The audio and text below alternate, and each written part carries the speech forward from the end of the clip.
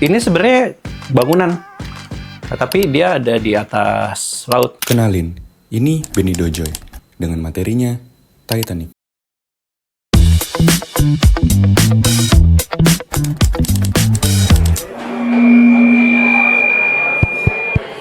Pernahkah ada yang bertanya-tanya kenapa setiap bungkus Wipol yang Anda beli itu selalu bungkusnya tebal? Mau yang kertas kek, mau yang botol kek. Tidak pernah ada satupun Wipol seumur hidupnya dia jualan, dia bikin botol transparan terus dia ngeliatin dalamnya seperti apa. Berbeda kayak sabun cuci tangan atau enggak sabun yang lain, itu biasanya beberapa dia ngasih lihat di dalamnya ada yang warna merah, kayak ada yang kuning, kayak ada apa. Tapi kenapa Wipol tidak pernah melakukan itu? Ya, reasoningnya itu adalah karena airnya kayak comberan. Lu bayangin dia jualan air comberan, abis itu kamu liatin dalamnya kayak gimana. Ya nggak akan ada yang beli, jijik. Gitu. Tapi Wipol itu ya di luar bukan juga jadi BA, tapi memang dibandingin dengan barang-barang yang lain, dia cenderung yang paling ampuh untuk membunuh bakteri. Tapi ya look-nya memang tidak bagus. Nah, hal itu juga rasa-rasanya sih mirip seperti sejarah gitu ya. Sejarah tuh adalah hal yang membosankan gitu ya, ngantuk. Makanya untuk ngebuat sejarah itu menjadi hal yang menarik, itu harus dibungkus sama seperti kayak bagaimana Wipol jualan. Nah, atau bisa jadi itu juga karena masyarakatnya tidak siap untuk mendengarkan sesuatu yang dulunya terjadi, atau masyarakatnya hanya ingin mendengarkan sesuatu yang dia inginkan.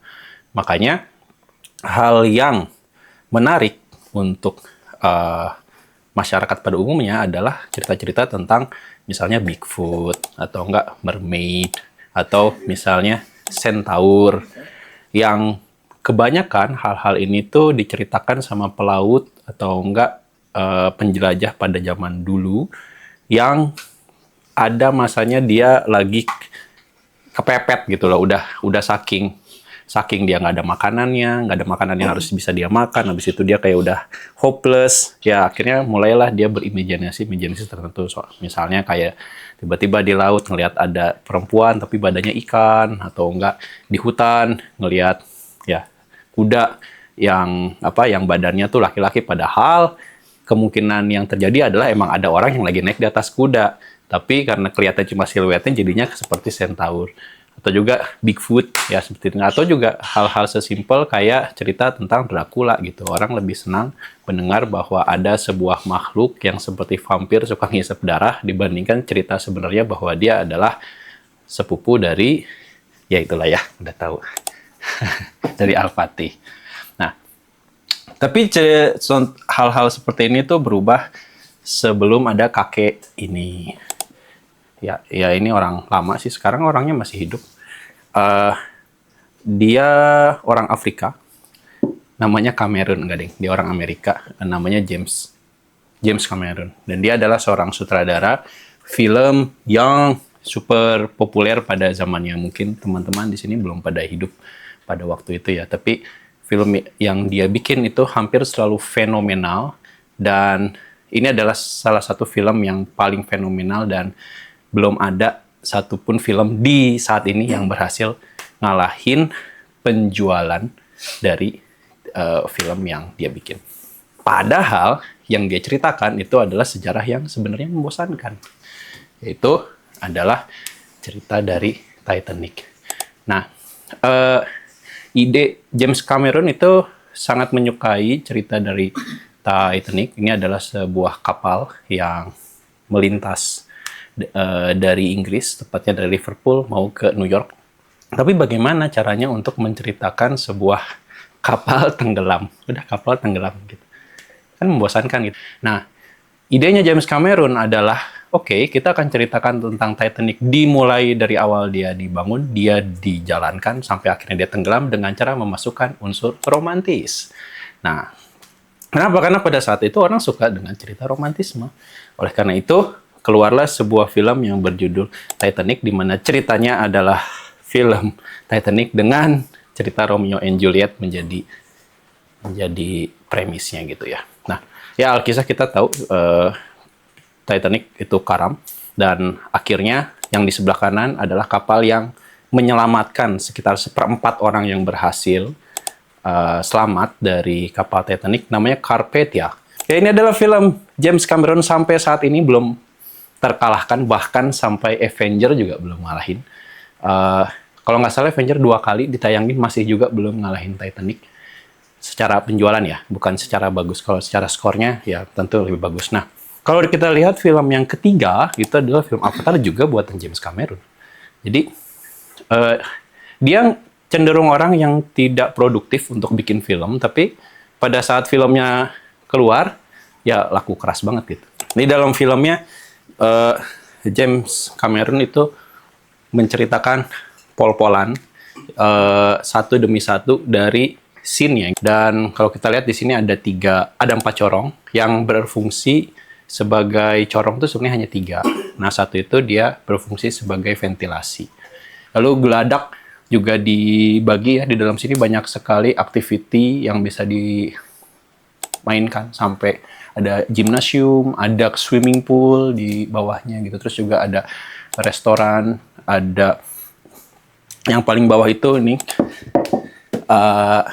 kamar untuk low class, dan yang buat middle class-nya dia di atasnya lagi yang ini, dan ini atasnya yang first class tuh yang dalam ceritanya ya yang suka nonton Dis 2 di mana Rose digambar ya itu ya di kamar yang first class ya gitu. Ini sebenarnya bangunan, tapi dia ada di atas laut. Secara arsitektur dia sangat Victorian sebenarnya, karena gaya dan tren ini sangat tren ya pada era tahun 19 pada saat itu. Jadi dan barang-barangnya semua ini pakai kayu beneran. Ya nggak ada ya zaman dulu kayu engineering wood nggak ada ya. Jadi ini semua diukir dan kita bisa ngeliat ya ini ada grand stair gitu ya, tempat ya Rose-nya datang turun dari sini, nanti Jack-nya di bawah atau kebalik ya. Lalu juga ini adalah ruang di mana ini kamarnya Rose ya, di sebelah kanan, dan kita juga ngelihat sangat kebanting di sini di mana ini kapal first class sama low class, dan itu juga mungkin hal yang bikin si film ini mantep gitu ya, karena ada perbedaan kelas. Ini adalah kurang lebih hal yang terjadi sama kapal Titanic. Kenapa dia akhirnya bisa roboh? Bahwa pada saat itu disebut bahwa kapal ini adalah kapal yang tidak akan pernah jatuh. Jadi kalau kita tahu kan yang dihajar sama apa tuh iceberg tuh gunung es itu bukan area yang sudah dipikirkan gitu. Mereka arsitek ini sudah tahu bahwa kalau misalnya dia kena benturan di bawah, maka ini nggak akan jatuh. Kenapa? Karena dia punya 2 plate di sini. Ini plate pertama, plate kedua. Kalau plate pertama dia hancur, di sini masih ada plate kedua. Jadi dia tidak akan kenapa-napa. Nah, lalu bila mana si kapal ini dinabraknya nggak sengaja tuh depan-depanan gitu, jebret kayak gitu. Ini pun sebenarnya nggak akan jatuh. Karena dites sama bapak ini. Dan dia sudah tes, arsitek ini bilang, si yang pembuatnya, kalau 4 geladak di depan itu hancur, 1, 2, 3, 4, ini nggak akan kenapa-napa. Dia akan tetap ngambang. Nah, ini dites sama dia, benar nggak? Oh, benar nih. Ini udah hancur, di depannya dihancurin, dipukul sama dia. Ternyata bener, kapalnya nggak akan kenapa-napa. Makanya disebut ini kapal yang nggak akan tenggelam juga. Jadi akan sangat kuat. Masalahnya, pada saat kapal ini lewat, yang kena itu bukan depan, tapi samping. Nah, sampingnya nih, mampus. Nah, hal yang kenapa bisa terjadi itu juga karena dia melintas terlalu cepat. Jadi dia tuh melintas kurang lebih sekitar 40-60 km per jam. Padahal secara teorinya itu tuh mereka hanya boleh melintas sekitar 18-30 km per jam. Dan sebenarnya petugas kapal juga sudah dapat informasi bahwa di samudra ini tuh ada iceberg. Tapi kenapa nggak digubris itu adalah karena pada saat dapat faksimil itu nggak ada tulisan penting. Jadi ya udah surat aja. Dia cuma tahu ada iceberg, ya udah kayak gitu. Tapi bukan hal yang penting banget, jadi sehingga dia nggak kenapa-napa. Sampai akhirnya salah satu awak yang dia ada di atas, dia ngeliat, oh ada iceberg di sana. Nah, Dia hanya punya beberapa menit untuk bisa ngebelokin kapal. Kan kapalnya lagi cepat banget. Makanya yang kena ini. Gitu, makanya yang kena samping. Nah, setelah 20 tahun si film ini dibikin, James Cameron bukanlah orang yang sembarangan bikin film. Dia tuh 33 kali nyelam untuk melihat bangkai Titanic. Dan dia membuat banyak sekali percobaan-percobaan, tapi pada saat itu ya teknologinya mungkin tidak sehebat sekarang gitu. Sekarang udah banyak percobaan-percobaan yang lebih canggih lagi sehingga apakah benar sih jatuhnya tuh seperti ini. Nah, ternyata pada saat dicek itu setengah benar. Jadi setengahnya tuh keliru menurut dia. Dia sendiri juga mengakui setengahnya itu nggak benar-benar real. Yaitu adalah kondisi pada saat ya ini yang sampai naik ini. Ini kan kalau di dalam film ini si Jack sama si Rose-nya ada di ujung sini sampai akhirnya benar-benar tenggelam. Jadi kapal itu kan naik. Nah, karena dia berat, dia pecah.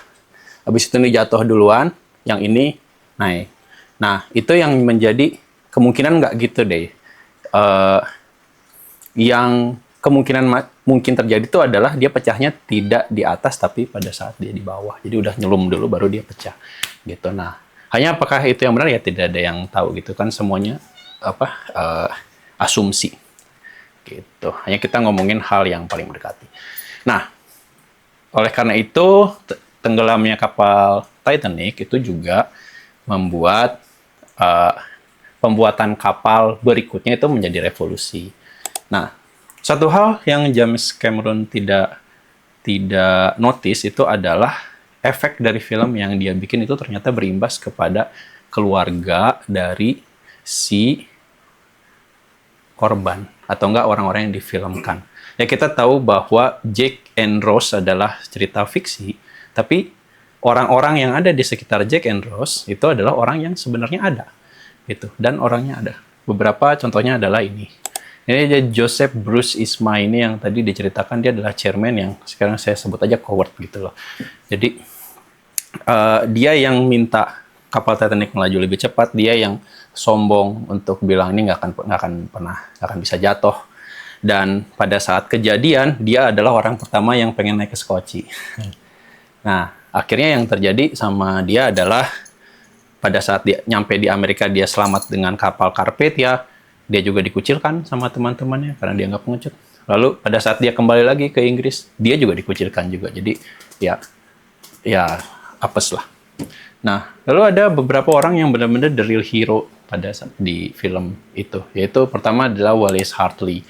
Nah, ini kalau di filmnya dia adalah seorang yang main biola itu dari awal sampai akhir film tuh ada. Lalu ada orang namanya Margaret Brown. Ini adalah seorang filantropi. Kalau di film, dia adalah orang yang paling baik sama Jack. Realnya adalah dia adalah orang yang minta salah satu awak kapal untuk kembali ke tempat kejadian kapal itu jatuh untuk nyari orang-orang yang kira-kira masih selamat kayak gitu.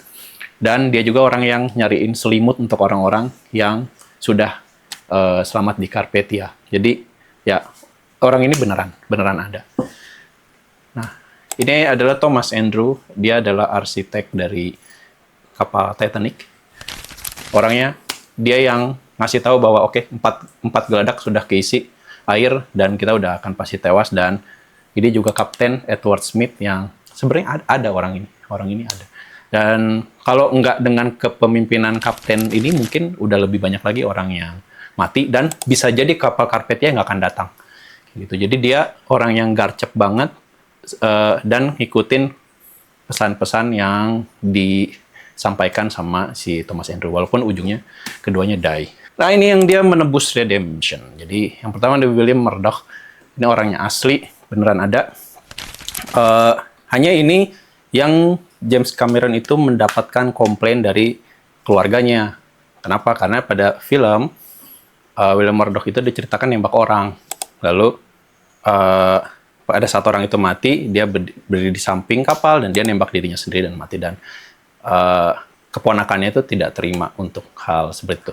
Orang ini memang mati tapi tidak tahu sebenarnya matinya kenapa. Jadi si Cameron hanya mencoba-coba untuk mencari ya karakter ini akan dimatikan seperti itu. Tapi dia tidak tahu bahwa orang ini, bukan tidak tahu, dia tidak sadar pada saat itu bahwa orang ini real. Nah, oleh karena itu James Cameron minta maaf dan akhirnya keluarganya diberikan donasi dari film. Lalu ada John Jack Phillips. Jadi John Jack Phillips ini adalah perpanjangan dari Kapten Edward yang sebenarnya dia yang sudah mendapatkan surat bahwa di situ ada iceberg. Nah, tapi karena tidak ada tulisannya, tidak ada tulisan emergensi atau enggak pentingnya, dia jadi nggak nyampein ke si kapten. Dia tahu aja, dia taruh doang di atas meja. Nah, tapi apa redemption yang dia lakukan adalah pada saat itu semua kapal itu terjadi, dia tetap duduk di mejanya dan dia terus berusaha untuk ngirimin pesan ke Vaximel, ke semua kapal yang ada di dekat situ. Jadi kalau dia mau nyelamatin diri aja, dia nggak tetap duduk di sana, ya bisa jadi ya orang-orangnya itu udah lebih banyak lagi yang mati dan karpet ya balik lagi nggak akan datang. Gitu. Jadi ini John Jack Phillips. Nah, the real love story sebenarnya datang dari orang ini, Aida and Isidor Straus. Dia ceritakan Aidanya udah mau naik skoci. Lalu dia bilang karena yang diutamakan harus perempuan, si Isidornya tetap di kapal, Aidanya nggak mau. Jadi ya udah kita ke kapal aja. Dan akhirnya mereka berdua mati di kapal pada saat air sudah masuk. So intinya dari itu adalah tentang storytelling. Bayangkan tadi itu adalah cerita yang sebenarnya harusnya disampaikan kan. Tapi dia menceritakan dengan Jack and Rose sehingga ya kita jadi lebih mengerti lebih ya atau enggak, walaupun kita nggak mau nonton aslinya, tapi kita setidaknya terhibur dengan Jack and Rose, dia juga dapat duit. Terima kasih.